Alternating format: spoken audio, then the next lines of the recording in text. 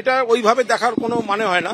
তার কারণ হচ্ছে যে এটা অন্য জায়গায়, যে কোনো জায়গা থেকেই যে কেউ, আবার আমাদের এরকম অনেকগুলি ঘটনা আছে যে কলকাতার কোনো ঘটনা বা বাংলার কোনো ঘটনা তারা গিয়ে আবার অন্য রাজ্যে আশ্রয় নিচ্ছে। আপনাদের মনে আছে যে ওই আসানসোলের দিকের যে জুয়েলারির দোকানে ডাকাতির ঘটনা, সে তাদের ডাকাতির ট্রেনিং ক্যাম্প চলে আমাদের পাশের এক রাজ্যে, সেখানে ডাকাতদের ট্রেনিং দিচ্ছে, অস্ত্র দিচ্ছে আর বাংলায় পাঠাচ্ছে। ফলে এটার মানে এটা কোথায় গেল এবং তারপর কি হলো তাই দেখে কিন্তু বাংলার ল অ্যান্ড অর্ডারের কোনো বিচার হতে পারে না। বাংলা থেকে কিছু করে অন্য রাজ্য থেকে তো পুলিশ বারবার অ্যারেস্ট করে আনছে, তো তার বেলা তো এই প্রশ্নটা ওঠে না যে নিরাপদ আশ্রয় কিনা।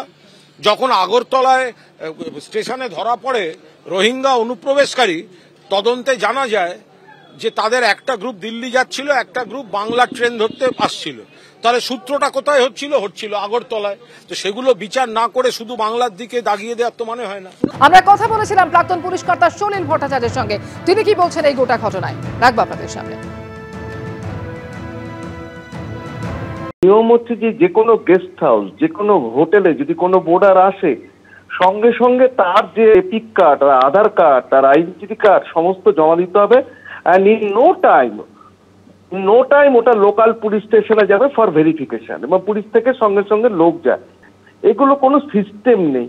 কিন্তু কথা হচ্ছে আমাদের প্রশাসনটা কেন ঠিকঠাক কাজ করবে না, আমাদের প্রশাসনটা কেন রুল বুক অনুযায়ী কাজ করবে না, আমাদের প্রশাসনের কেন ডিটেকটিভ এবিলিটি থাকবে না, আমাদের প্রশাসনের কেন প্রিভেন্টিভ মেজার নিতে পারবে না, আমাদের প্রশাসন কেন ডিটেকটিভ এবিলিটি, প্রিভেন্টিভ এবিলিটি এগুলো থাকবে না কেন?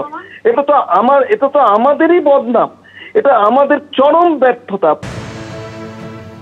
আরো একবার সরাসরি কথা বলবো, হিন্দল দে প্রতিনিধি রয়েছেন আমাদের সঙ্গে। হিন্দল, গতকাল এই তথ্য সামনে আসে যে দুর্গাপুর এক্সপ্রেসওয়ের সিসিটিভি ক্যামেরা দেখা গিয়েছিল সেই সাদা গাড়িটিকে, এবং তারপর সেই সাদা গাড়ি করে এরা এসেছিল কলকাতায়, দক্ষিণ কলকাতার একটি আবাসনে গাড়ি ঢোকে, যদিও তারপরে সেখানে গিয়ে দেখা যায় যে সেই গাড়িটি নেই।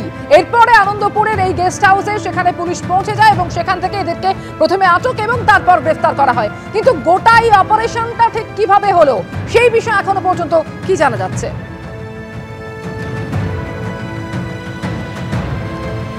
একেবারে দেখো, গোটা অপারেশনটা কিন্তু একেবারে ফিল্মি কায়দায় হয়।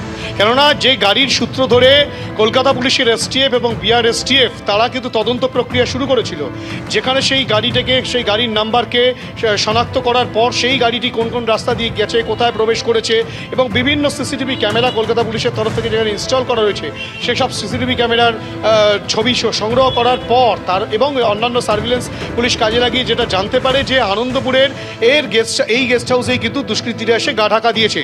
এবং সেটা জানার পরেও কিন্তু পুলিশ আরও সুনিশ্চিত হওয়ার জন্য প্রথমে তারা সাদা পোশাকে আসে, সাদা পোশাকে এসে এখানে জিজ্ঞাসাবাদ করে, এবং এই হোটেল গেস্ট হাউসেও তারা আসে এবং এখানে সেই বিহারে তারা এরকম কেউ এসছে কিনা সেই বিষয়টা জানার পর তারা যখন সুনিশ্চিতভাবে জানতে পারে তখন কিন্তু ছবি দেখানো হয়। তারপরে সেই বিষয়টা সুনিশ্চিত হওয়ার পর তখন কিন্তু পুলিশের কমান্ডো বাহিনী যারা রয়েছে তারা এবং প্রত্যেকে কিন্তু একত্রিত হয়ে গোটা এই যে বিল্ডিংটা, ক্যামেরা পার্সন অতনুকে বলবো একবার দেখাতে, এই বিল্ডিংটাকে ঘিরে ফেলা হয়।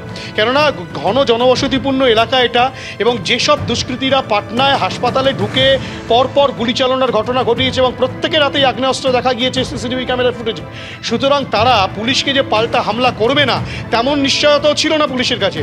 সেই কারণে সেই হামলায় সাধারণ মানুষজন যদি আহত হয়ে যায় বা কোনো রকম ক্ষতিগ্রস্ত হয়, সেই কারণে সাধারণ মানুষজনকে সরিয়ে দেওয়া হয়। তুমি দেখতে পাচ্ছ গার্ডরেল দিয়ে যেমন ঘিরে দেওয়া হয়েছে, এখানে প্রবেশ কালকে কিন্তু একেবারে পুরো নিষিদ্ধ করে দেওয়া হয়েছিল।